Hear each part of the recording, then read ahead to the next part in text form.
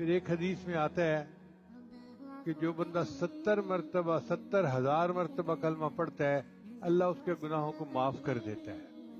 ہمارے اکابرین اپنے لیے اپنی زندگی میں 70,000 مرتبہ کلمہ پڑھنے کا نصاب پورا کرتے تھے۔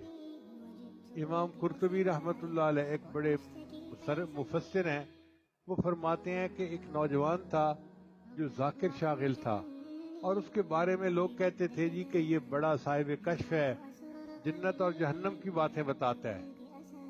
فرماتے ہیں لیکن مجھے تردد تھا کہ پتہ نہیں ٹھیک ہے یا نہیں۔ ایک دن ایک مجلس میں وہ بیٹھا تھا، اچانک اس نے چیخ ماری اور کہنے لگا کہ میری والدہ کو جہنم کا عذاب ہو رہا ہے۔ اب اس کو پسینے آ رہے ہیں اور وہ بے ہوش ہوتا جا رہا ہے۔ امام قرطبی فرماتے ہیں